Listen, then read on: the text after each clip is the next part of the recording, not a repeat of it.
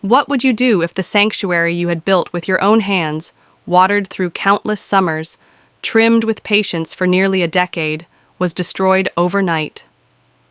For Martin Graves, the answer wasn't words. It was stone, block by block. The morning began differently for Martin, not because of the usual hum of traffic on Oak Ridge Avenue or the sparrows chattering in the maple branches, but because of a silence that pressed against his chest. For years, his line of cedar trees had been his shield, tall, green, and dense enough to mute the noise and wrap his home in privacy. But when he stepped out onto his porch that morning, coffee warming his hand, the air felt wide, raw, and exp. He froze. Where his trees once stood tall, only jagged stumps remained, hacked unevenly, gleaming with fresh cuts. The soil looked wounded, bleeding sap. Branches and clippings littered the lawn like careless shrapnel from a night raid. Martin's heart pounded. 10 years of sweat, pruning, watering, erased in a single night. His hand trembled around the mug. Who would do this? He muttered. The neighborhood went on as if nothing had changed. A jogger's earbuds bounced. A sprinkler hissed across a neighbor's lawn. A mail van squeaked to a stop 2 houses down. But for Martin, the world tilted sideways. From across the street, Harold McKay called out. Bent with age but steady with wisdom, Harold shuffled forward, leaning on his cane. "You see it too, Martin?" His voice carried sympathy. Martin's jaw clenched. "They did this?" Harold nodded gravely.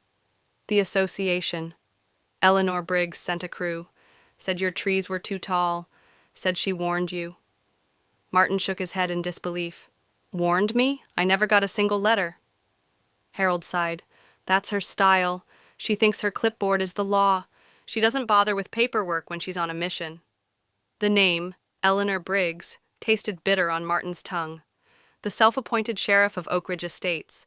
She hadn't enforced rules. She had trespassed.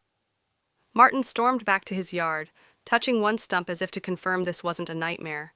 The fresh wood was damp under his palm. 10 summers, 10 winters, gone in one night. His stomach twisted. It wasn't landscaping. It was personal. He looked at Harold and said, "She crossed the line."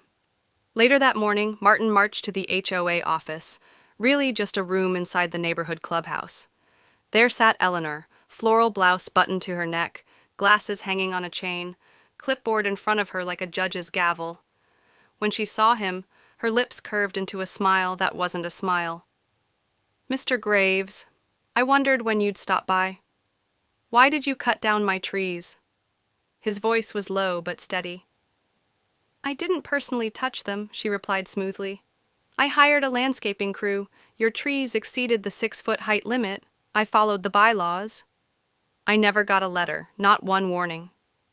"I gave you verbal notice 2 weeks ago," she said, with a rehearsed calm. "No, you didn't." The tension grew thick. 2 mothers with strollers lingered outside the doorway, pretending to read a bulletin board, but clearly listening. Martin's voice sharpened. "You stepped onto my property without permission. You destroyed something I built. That's not enforcement. That's arrogance." Eleanor shuffled her papers, pretending to dismiss him. "If you have a complaint, you may file it formally. But the trees are gone, and that's final. Good day, Mr. Graves." Martin stood there, fury rising, but he knew he wouldn't get anything more out of her today. On his walk home, neighbors gave him sympathetic glances. A man raking leaves paused, mid-swipe. A woman clipping roses whispered, "Sorry, Martin." Word was spreading. By the time he reached his driveway, Harold was waiting by the mailbox. "Well?" "She hides behind the rule book," Martin said bitterly. "But this isn't about rules. It's about control." That night, Martin couldn't sleep.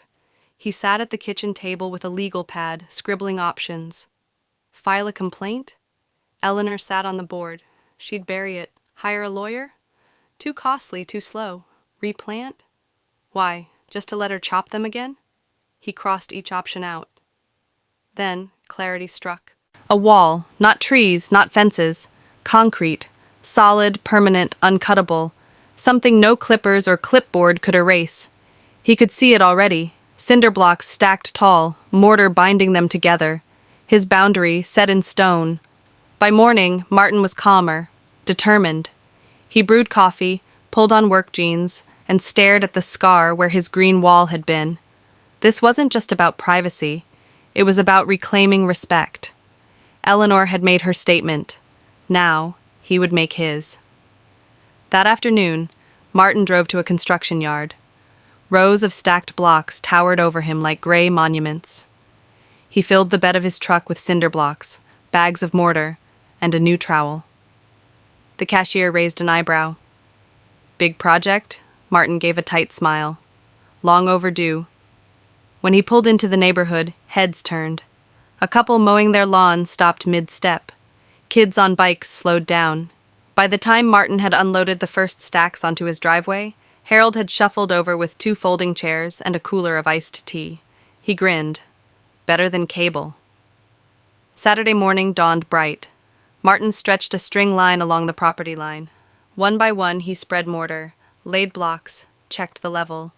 The clink of concrete hitting mortar echoed like a heartbeat. By noon, neighbors were pausing on sidewalks, whispering. Some frowned. Others nodded approvingly. Miss Chen from next door called out, "That's a lot of blocks, Martin." "It's going to be a wall," he replied. "A real one?" "Real as it gets." She hesitated, then smiled politely. "Well, I hope it brings you peace." Around 3 p.m., heels clicked on the pavement. Eleanor. She stopped at the curb, hands behind her back. "Mr. Graves, do you really think this fortress is appropriate for our community?" Martin kept working, sliding mortar under another block. "More appropriate than trespassing onto someone's property." Her jaw tightened. "You're creating an eyesore. This wall isn't in harmony with the neighborhood's aesthetic." Martin chuckled. "Funny. I thought harmony meant respecting your neighbors." Neighbors began gathering, drawn by the confrontation. A curtain twitched. A man with a dog paused mid-walk. A teenager leaned on his bike. Eleanor lowered her voice, aware of her audience. "If you escalate this, I'll see to it that fines pile up." Martin stood tall. "You can fine me all you want, but you can't cut concrete." By the end of the day, the first 3 rows stood firm. Martin's arms ached, sweat streaked his face, but his resolve hardened with every block. This wasn't just construction. It was defiance set in stone. The following days, the wall grew. So did the neighborhood's divide. Some residents offered cold drinks, quiet encouragement. Others whispered behind closed blinds, uneasy about a war brewing on their street. But Martin didn't stop. Eleanor circled daily in her car, glaring from behind the wheel. Once she slowed, rolled down her window, and hissed, "You'll regret this, Mr. Graves." He simply spread another layer of mortar and said nothing. Silence was its own weapon. By the time the wall reached 6 feet, the street had changed. Kids rode their bikes slower to watch. Neighbors gathered in small groups, debating. Some said Martin was reckless. Others said he was brave. But all agreed Eleanor Briggs had finally met her match. On the final day, Martin placed the last block, smoothed the mortar, and stepped back. The wall stood unbroken, stretching the length of his yard. His arms trembled with exhaustion, but his chest felt light for the first time in weeks. Eleanor appeared once more, fists clenched at her sides. "You've ruined the image of this neighborhood," she spat. Martin met her glare with steady eyes. "Number I saved mine." The street fell silent. Neighbors watched, some smiling faintly, some whispering. Eleanor turned sharply, heels clicking as she stormed away. Martin leaned against the wall, wiping sweat from his brow.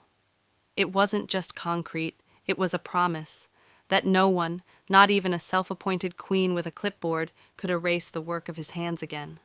And for the first time since the morning his trees had been butchered, Martin felt whole.